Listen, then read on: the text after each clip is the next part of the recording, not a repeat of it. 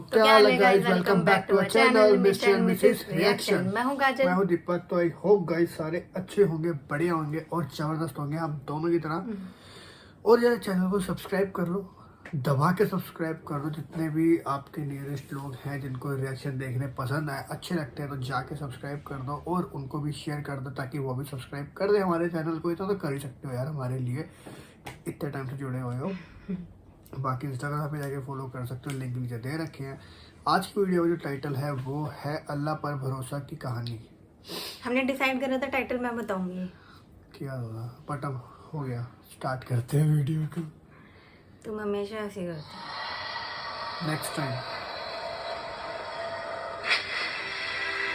अब भाई साहब अपना इंट्रो दे रहा है, खुद कर रहे हो। रोहेल वॉइस। बिस्मिल्लाहिर्रहमानिर्रहीम।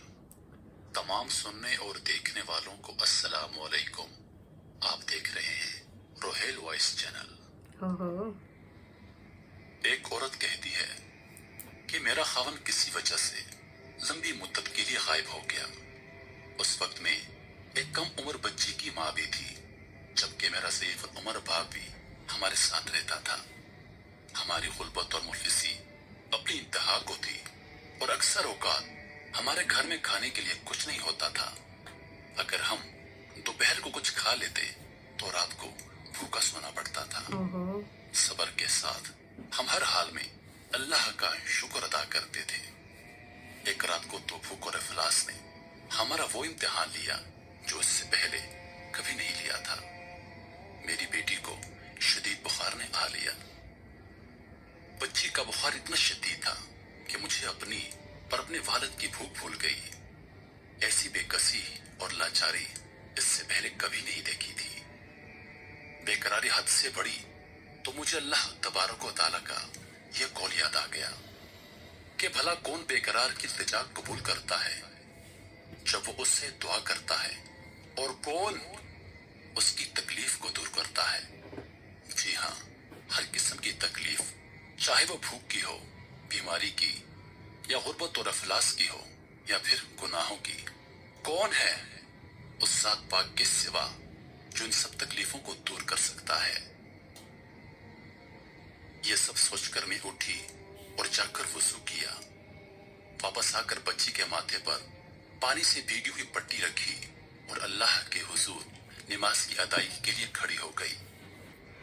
मुख्तसर सी नमाज पढ़ने के बाद हाथ उठाकर बच्ची के लिए दुआ की।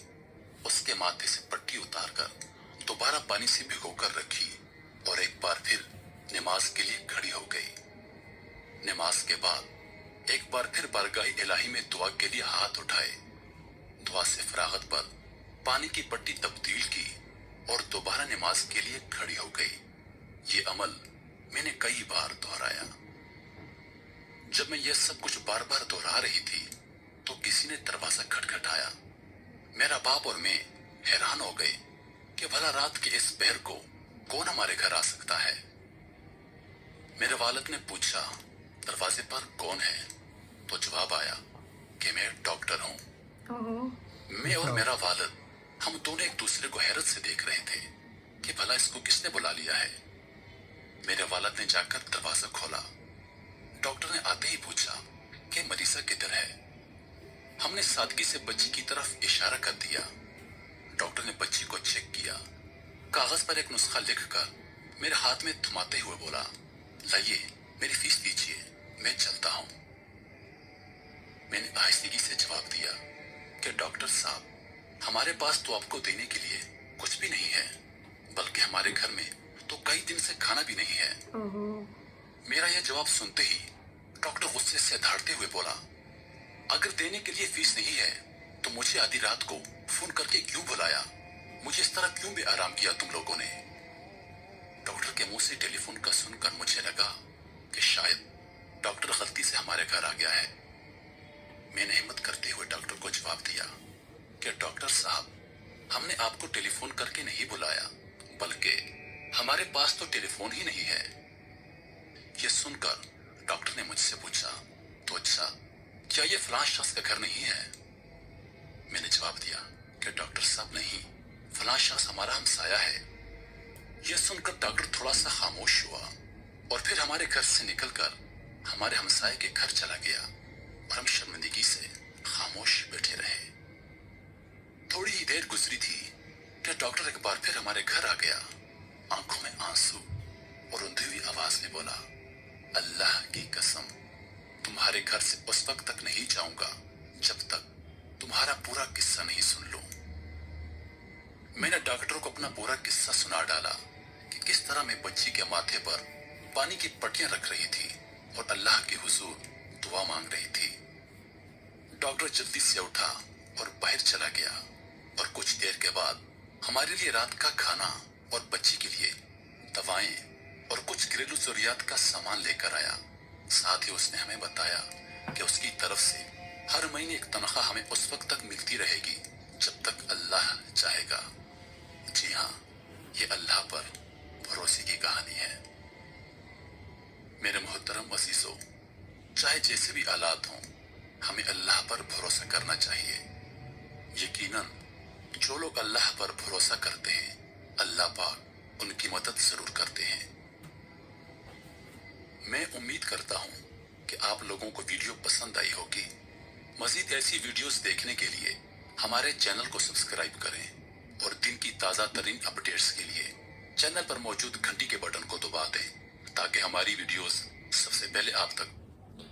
वाकई में भाई हमारे चैनल को भी सब्सक्राइब कर देना। पहली बात तो ये वीडियो बहुत अच्छी थी। वाकई में यार मैं इमेजिनेशन कर रही थी, मतलब भी कि कैसे कैसे हो रहा है। होगा, है ना। और इससे यही होता है कि मतलब आप विश्वास रखो गॉड पे, भगवान पे आप विश्वास रखो एक ना दिन। और ये अचानक से हुआ, जब वो नमाज पढ़ रहे तो भगवान ने भेजा, गलती से भेजा, चाहे उनके अकॉर्डिंग गलती से था, बट वो आया तो होता है कि भगवान ने भेजा था उसे। तो विश्वास तो रखना पड़ेगा यार, बिना विश्वास के कुछ नहीं। अगर तुम बोलो कि यार क्या है, कुछ नहीं हो रहा, फलाना ढिमकाना, भगवान कभी नहीं भी है, ना हार नहीं माननी चाहिए कि हमसे हमारे इतना बुरा टाइम चल रहा है, हम विश्वास नहीं कर रहे हैं, ऐसा कुछ नहीं होना ऐसा चाहिए। कुछ नहीं हो रहा। अपनी अपनी जो भी आप कर रहे हो, पूजा या नमाज कर रहे हो, कंटिन्यू रखो, रिजल्ट मिलेगा, पक्का मिलेगा, है ना। ये तो है। हाँ बिल्कुल, अब पूछना पड़ता है, मिलता है ना, इसलिए पूछ रहा हूँ। बाकी वीडियो कैसी लगी आपको, आप ज़्यादा बता सकते हो, कमेंट करके बता देना हमें। और यार लाइक सब्सक्राइब करे बिना मत जाया करो, वीडियो को सब्सक्राइब तो कर ही दिया करो। चैनल को डेली वीडियो आती है सुबह और शाम। बाकी मिलेंगे अगली वीडियो के अंदर, तब तक के लिए बाय बाय, सब और गुड नाइट।